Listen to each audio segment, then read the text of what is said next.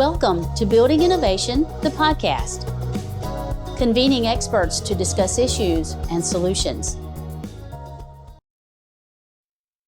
Hello, friends. Welcome to the special edition of Building Innovation, the podcast. For this episode, we are featuring short interviews with recipients of some of NIBS annual awards. I'm your host, Johnny Fortune, and I'm thrilled to be joined by several esteemed guests.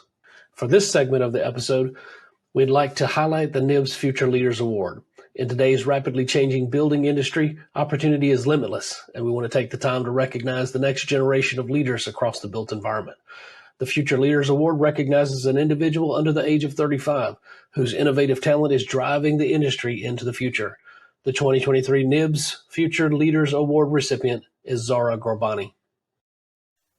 So let me just say, first off, I have the pleasure of being able to work with you on some of our committees and subcommittees and the work that's happening related to building technology. And, I got to say, I don't think of you as a future leader. I think of you as a current leader. You're very much involved, and we're so appreciative of your contributions and everything that you're doing in the industry and your very hard work. And when I learned that you were the winner of the 2023 Future Leaders Award, I was just ecstatic. I thought, this is just perfect, well deserved. And so we're so glad to have you on the podcast today. For our audience, tell us a little bit about yourself and what you do. Yeah, thank you, Johnny. Thank you for your kind words, and it's a pleasure to work with you too. So I wear multiple hats. I'm here at Penn State, and I'm a PhD candidate. My research is on digital twins, and I'll talk about it more. But I'm also the BIM manager for our capital projects. So I oversee the execution of BIM on our capital projects and also work on improving our BIM program. So what does oversee the BIM on capital projects entail? Is that communicating with different contractors and designers, and I guess information is coming into your office and you're managing that information, plugging it in? Tell us a little bit more about that. Yeah, kind of all of that. So I work with contractors and architects in supporting them to develop and deliver our BIM requirements. So we usually have a BIM kickoff meeting at the start of the project, and then they develop their BIM execution plan. And I review it and give them feedback. And then after that, they also work on the other BIM deliverables. So I kind of both review and oversee the deliverables and also the process. It sounds like a lot of activity that you're doing, having this as your responsibility, but also a PhD candidate alone is really, really quite intensive and engaging. So it's obvious you're passionate about this industry, and you have a lot on your shoulders. What would you say what motivates you in your day-to-day work? What keeps you going, Zara?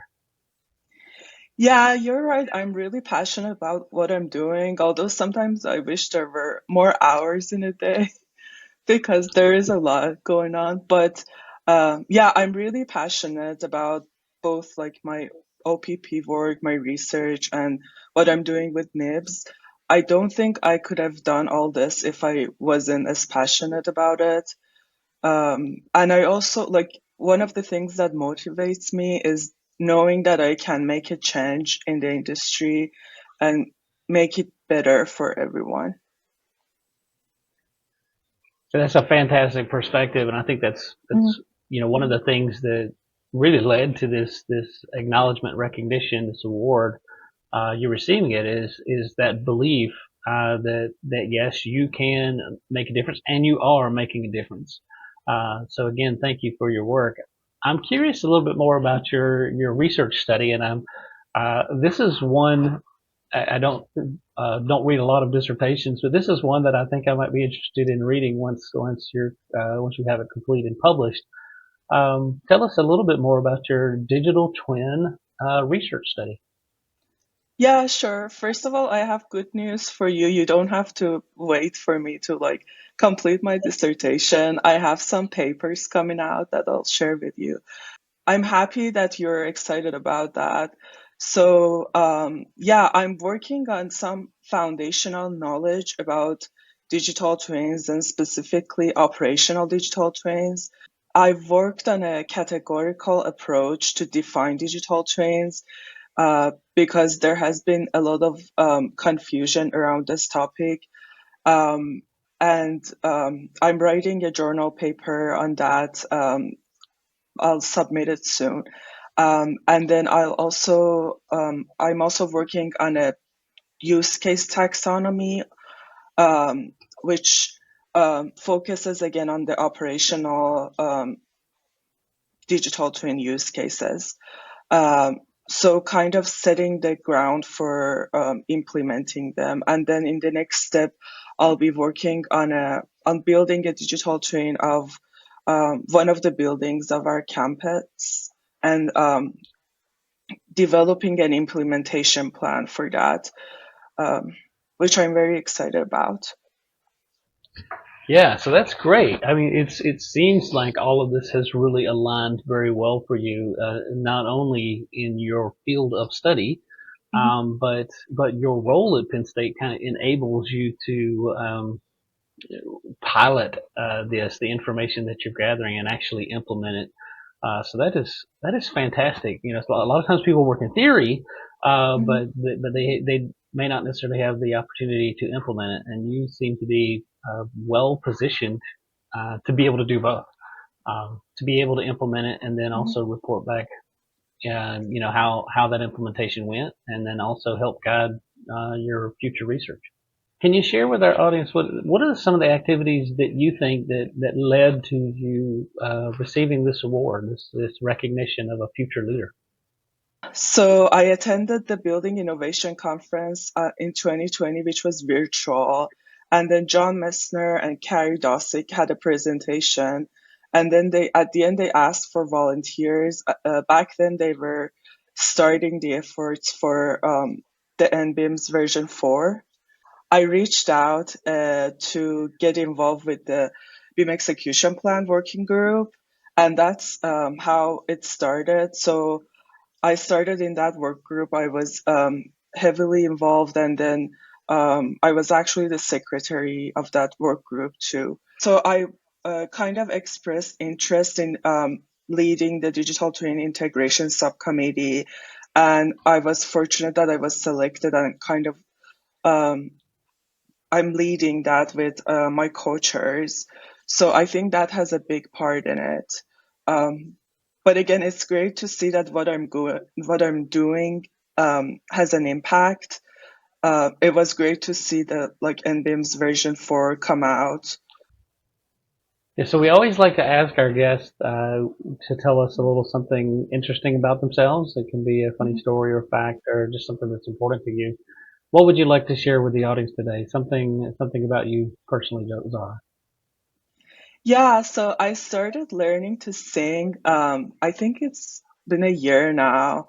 And I love it. I never thought I would do this. Like, it wasn't something that I thought about before, but I love it and it's great. Oh, that's fantastic. I mean, I don't know how you have the time of day for these activities, but I am excited that you do have things that you can do that you enjoy, in addition to being a PhD candidate and BIM management and volunteerism. It is definitely a full slate for you. So for our audience, I want to point out a couple of key topics that came from our discussion with Zara. One, I think that was very inspirational is for those who are entering the industry. Zara pointed out that really do something that you're passionate about, something that you really care about. And Zara also mentioned uh, several times about making things better and having that belief that even the impact of one can certainly make a difference. And then also the emphasis on collaboration, improving collaboration, expanding collaboration, and collaborating with others. So great talk with you today, Zara, and great information for our audience.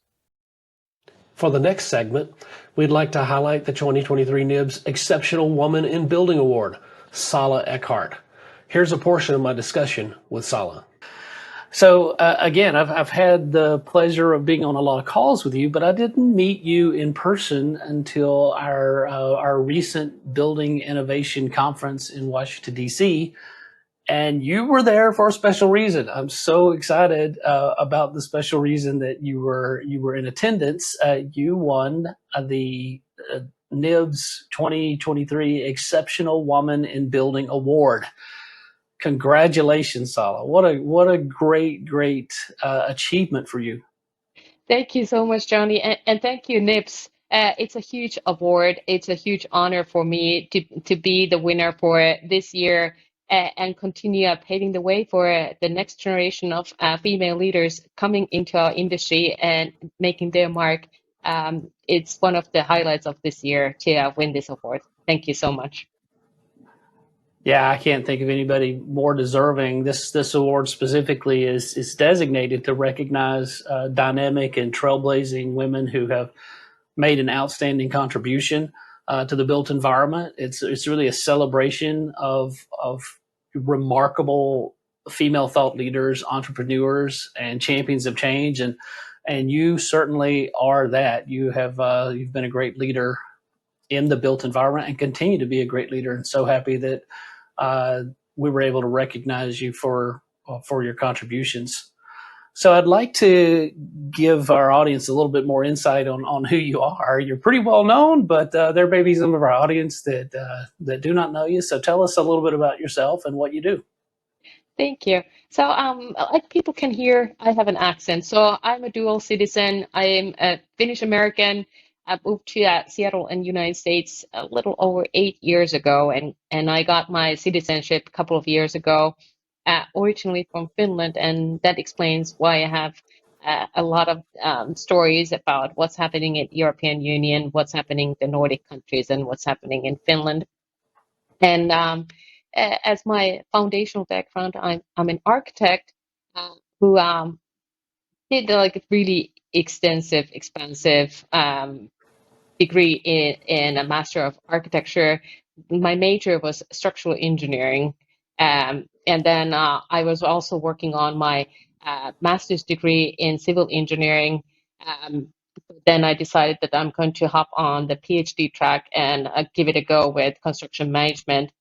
But when I moved to United States, that's where I started expanding my career horizons and started developing the digital building lifecycle into my own career and worked for general contractor companies and then later on for real estate owner organizations and now on owner's rep consulting side of the business. So my background is a mixed bag of everything that we are now seeing emerging into the market. But I've been on the R&D side of things already 20 years ago and throughout my entire career. So there's very little that I haven't at least heard about a long time ago. But I'm very excited to see that things are now coming to fruition and we can actually start using the things that used to be a really good idea for a researcher, but now we can actually then start applying things. It's an interesting journey of that you've traveled to get to where you're at now. So this the award that you recently received specifically recognizes outstanding contributions to the built environment. I know you've got a lot of contributions, but what are the ones that you are just really excited about having been able to contribute to the built environment? Now that during the COVID years, all the industry stepped into Industry 4.0, and people recognized that that's what was happening as we were adopting the digital platforms and working from home and doing things digitally. What majority of people missed out on is Industry 5.0 and how we can now start customizing the end user experiences. So when thinking about all the foundational groundwork that we've done in developing BIM technologies and digital twin technologies and and creating metaverse experiences, etc. It's been all foundational groundwork for creating digital platforms for people to collaborate on and start breaking down the silos that work and life is no longer about what's in it for us. It's more about what's in it for everyone. And on that note, what I'm very excited about and what I'm thinking about probably most during my days is how can we start developing smart buildings that then create the smart cities and hopefully smart nations over a very long period of time. That's the path that I'm choosing in front of me now that I'm leaving behind the ad hoc or individual projects and the solutioning for uh, like individual pieces of art as architecture, individual buildings, and really thinking about what is it that we are actually creating for the future generations, and how do we create the digital building life cycle so that when we are no longer part of the projects, but we might still linger as the end users, um, we leave behind something that others can really build on top of rather than redeveloped everything from scratch. So all the different components that we've developed and tested out, prototyped, verified, and done, it's all for a bit much bigger entity than what we've ever dealt with before. Yeah, so I love that even here you who are a champion of innovation and a leader in the industry, um, and being a champion of technology and technology adoption. At the heart of it, it's still people. It's about future generations. It's about the public good. It's about what we leave behind and how we can harness technology. I really love that about your perspective. And so some of this, I think, was developed with when you worked on the building, the digital building life cycle and that initiative. Is that correct? That is correct. And overall, the different components of the digital building lifecycle, they are results of years of, and now 2 decades of R&D and development, testing and prototyping, failing and succeeding at different components of it. Um, and it's all for the sake of being Industry 5.0 ready. That especially now that artificial intelligence is developing fast and it's enabling even more things that we haven't been able to create before. We can start removing the control piece of human beings from everything and make data more free flowing and really make it something that is usable and accessible for individuals that can then be citizen developers. And that way, when we think about the future of built environment and how we have the digital representation or even the digital replica of it, uh, we don't have to be in control of everything. We just have to set the foundational rules and the foundational standards, and then let people create what they need and what they think that is best for them, and try to learn from those experiences and scale from there. Very interesting. So you mentioned smart cities, and it reminds me of the work that is happening in Tampere, and this is also just another mention of another recent award that you won, the Tampere University Alumna of the Year. Congratulations on that award as well. Thank you, Johnny. Yeah, it's been a magnificent year and magnificent fall season. Both awards are a huge honor and a complete surprise for me. There are so many award-worthy people out there that have done really long careers at developing amazing things. So I'm so grateful for Tampere University for the Alumna of the Year election as well, and the award. It's a huge honor. Next, we'd like to highlight the NIBS Innovator Award. The 2023 recipient is Wildfire Prepared Home, a program of the Insurance Institute for Business and Home Safety, or IBHS. Here's a portion of my discussion with Ann Cope, Chief Engineer at IBHS. Welcome to the podcast, Ann. Thanks so much for having me, Johnny. It's a pleasure. So tell us a little bit about yourself and what you do at IBHS. Yes, so I'm the chief engineer here for IBHS, which means I get to lead the team that works on all of the fantastic research that we do here. We do wind-driven rain, hail, and wildfire. So we create our own buildings and we tear them up and blast them out and do all kinds of crazy things to them in the name of bringing forward meaningful science that we can adapt into building codes and voluntary programs so that our communities are safer from the things that Mother Nature is dealing out. Sounds very impressive. So you are the recipient of our NIBS Innovator Award. And this award specifically is an award that recognizes those who are pushing the boundaries, those who are on the forefront of innovation. It recognizes both individuals, organizations, or projects or programs, in this case, that's made the groundbreaking advances and significant technological contributions to the built environment. So first of all, thank you for the work that you have done and the work that your organization has done. And specifically, this is it's a hot topic, no pun intended. But wildfires, I've been noticing, and I live in the state of Florida, so we don't have a lot of wildfires. We deal more with hurricanes, but I have been noticing more and more in the news an increasing and significant threat. And earlier this year, I was up in Omaha, Nebraska, and I was there at the time that some of the Canadian wildfires, that there was a massive amount of smoke that was making its way down even into Omaha. So can you talk for a few minutes about this, how we're seeing some increases in the amount of wildfires and the significance of wildfires? Can you talk about that for a minute? Oh, absolutely. And first, I'm humbled and honored to be able to accept the award on behalf of the entire Institute, because together this whole team has been pulling forward this program that is being honored.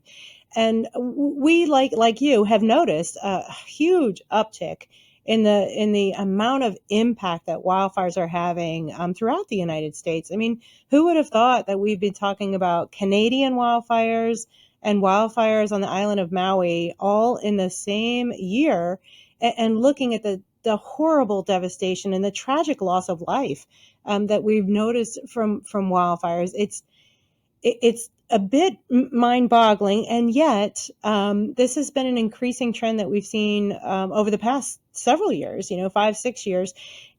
When we opened this facility in 2010, wildfire was part of our DNA. It was part of what we are going to study. Wind, rain, hail, and wildfire, because we knew that it was possible for there to be such a severe threat. 38 of the continental United States have a wildfire threat, the state of Florida included. And as a native Floridian, I remember when I-4 was closed because of wildfires in that area. And yet it's not part of our daily conversations, our daily existence, until something really tragic happens. So we've always wanted to get out there in front of wildfire. And it's because we have been studying wildfire for over a decade that when the urgency of the request came, like, hey, we got to have some sort of voluntary designation program right now. Please bring all the science that you have so far, knowing that you wish you had more, but bring everything that you have so far and put together something that homeowners can actually do right now.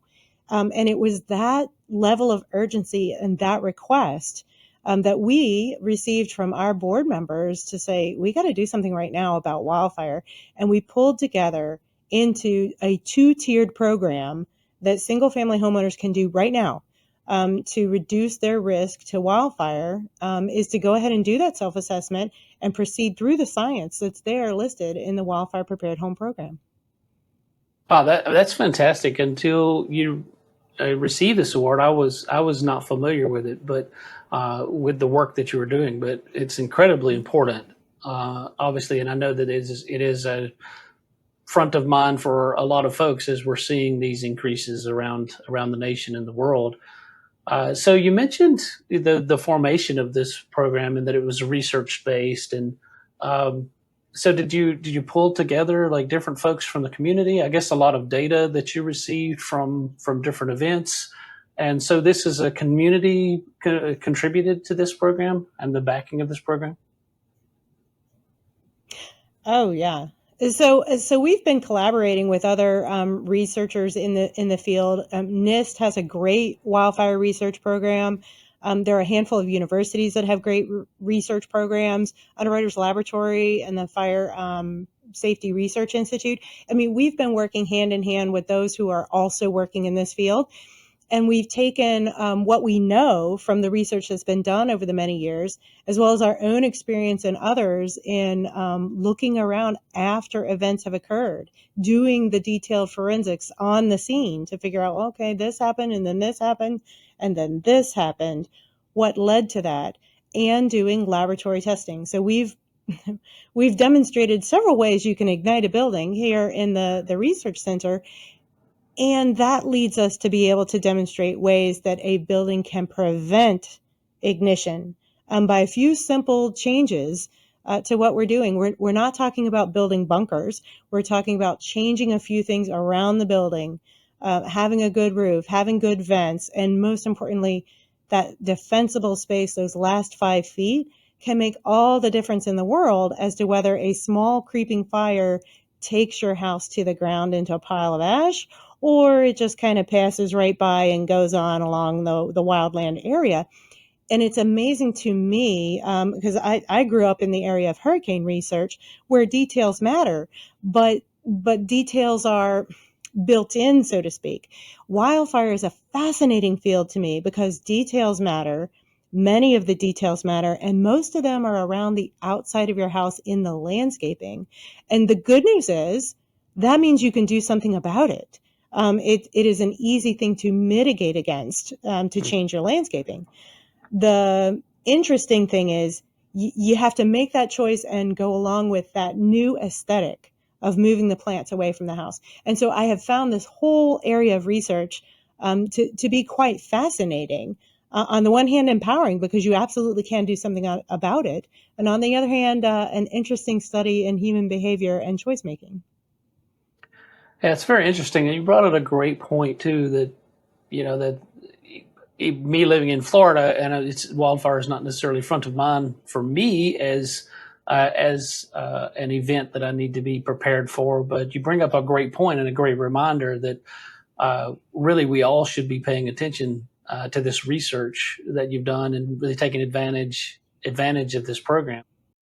Next, we'd like to highlight the recipient of the NIBS Mortimer M. Marshall Lifetime Achievement Award. This award is presented to an individual who is a member of NIBS. It is the highest honor, and it goes to someone who has demonstrated a lifetime of dedication to the mission and goals of the organization. It was established in 2011 and named after the first member of NIBS. This award is bestowed upon those who exhibit the passion upon which NIBS was founded. The 2023 recipient of the Mortimer M. Marshall Lifetime Achievement Award is Mr. David Bonneville. And here's a portion of our discussion. Welcome, David. Well, thank you, Johnny. It's a pleasure to talk to you today. And I want to say that it's an honor to be the recipient of the Mortimer M. Marshall Lifetime Achievement Award. I know firsthand that I have colleagues who are at least as equally deserving of this award as I am. So I guess I'm the one who was in the right place at the right time. So I appreciate that. But thank you very much. It's a great honor. Well, it's a pleasure to have you on the podcast, and I know that you've been very involved in NIBS for many years, especially on our Building Seismic Safety Council, or the BSSC. But we always like to let our audience know a little bit more about our guest, so please tell us a little bit about yourself and what you do. Okay, well, my professional background is in structural engineering. I spent my career on the West Coast in the San Francisco office of Dagan Kolb Engineers. This is a structural engineering firm that has always had a very strong focus on seismic analysis and design of buildings, as well as seismic rehabilitation of buildings. This work has blended well with my own professional activities work, such as the seismic code development work at the Building Seismic Safety Council.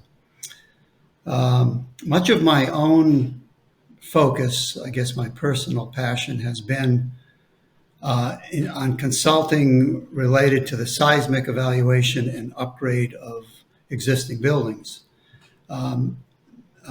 basically making buildings safer and more resilient. I've had the opportunity to consult for many corporations and government agencies with large and often critical building inventories. So this has been a very fulfilling type of work for me. Now, that's very good. So going back all the way to when you first entered the industry, how did you get involved? Well, since I was a kid, I was always interested in building things. So structural engineering is a natural fit. Also, my father was a contractor, so I grew up around construction, grew up around seeing construction firsthand and on the residential scale. I guess as most engineers and many other professionals know, if you enjoy your work, it doesn't really seem like work. Yeah, and to that point, tell us about a passion or a hobby that you have. Okay, a couple of things, I guess. I've always enjoyed traveling and I enjoy gardening, are a couple of things. Through my work and through my personal family travel, I think I've been to about 30 foreign countries. I've had lots of work opportunities to travel around the world. And I will note here that many people, some people at least, would think that foreign business travel, must be less interesting than personal travel. Well, I didn't always find that to be the case, and quite often it isn't. Business travel usually involves a lot of personal conversations, personal contacts. And you find, that an engineer you're working with in a place as different as mainland China actually has very similar interests and priorities as you do, same as your own. Most people, when you're having dinner with them at the end of the workday, the first thing they talk about is their family, and they start showing you pictures of their kids. So people all over the world are really just like us. And so it is a great experience to have had that opportunity. On the personal side here at home, my wife and I also enjoy our own travel, and we enjoy gardening. For about half of the year, we live here in the Bay Area. Most of the vegetables that we eat in our home are grown in our own backyard. So that's a little about us. Also, over the last couple of years, I've been taking classes in Spanish, at least trying to learn it just for fun. So hablo un poco de español. Wow. You're truly an exceptional individual, and that is a great story. We mentioned the BSSC, or the Building Seismic Safety Council, and your work there, and you've obviously been a volunteer for a long time. So how long have you been on the BSSC? Yeah, as you know, my work in supporting NIBS is related specifically to the Building Seismic Safety Council, BSSC, which is one of the oldest NIBS councils. So the BSSC was created in 1979 after Congress passed the National Earthquake Hazard Reduction Act in 1977. Its primary purpose is to develop national seismic design provisions through the National Earthquake Hazard Reduction Program, which is funded by FEMA. My own experience with BSSC goes back a couple of decades. First, on the strategic side, I've worked as a member of the BSSC board and then as the board chair. However, my greatest effort with BSSC has been as chair of the Provisions Update Committee, PUC. This committee is responsible for developing the National Earthquake Hazard Reduction Program recommended seismic provisions. And the recommended provisions are updated on about a 5 to 6 year cycle. And this is a very large effort that involves a committee of about 25 carefully selected seismic experts and is supported by subcommittees totaling more than 100 people. So this is a large effort, and it's funded by FEMA and also supported by the USGS and NIST. These provisions form the basis for the seismic requirements in ASCE 7, the ASCE 7 building standard, which are the regulations that are used by state building codes across the country. While the expense for this effort is FEMA funded, most of the work is done by volunteers like myself. And so I would say that it's a labor of love for many experts. So what would you say are some of the good habits that you've had throughout the years that's led to your professional success? One thought here, something that I preached at work, which is don't do things yourself that can also be done just about as well by someone who reports to you. In other words, learn how to delegate. I always figured that most of the project managers who reported to me were smarter than I was, so why not give them the chance to accomplish something new? So David, any advice or recommendation you have for those who may be hoping to follow in a similar career path to that of yours? I guess there's much that could be said here, ranging from the technical to the management, but a couple of thoughts. First, in the type of work undertaken, for example, at BSSC, you can either work as a specialist, a subject matter expert, or you can follow the path I took. I never considered myself a specialist. My success came from learning how to work with subject matter experts, and where necessary to, I'll say, guide them and in some cases to rein them in. So when it comes, this comes basically from communication skills. Knowing enough about each technical specialty to manage it within the context of the overall goal. I think that advice can also apply within both to volunteer organizations as well as in your own work in your own office. So even in very technical areas, there's a place both for specialists and for individuals who can lead them and to get them to do their best work for the greater goal. So that's the first thought. The second thing that I'll mention is the value of being able to present technical concepts to a non-technical audience or decision maker.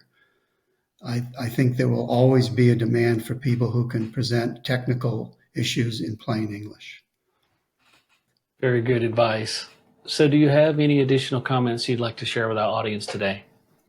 I think we've covered a lot of ground, Johnny, and I appreciate the time we've taken. Again, I will say, to repeat what I said in the beginning, thank you very much for this very high honor to being the recipient of the Mortimer M. Marshall Lifetime Achievement Award. I really appreciate it.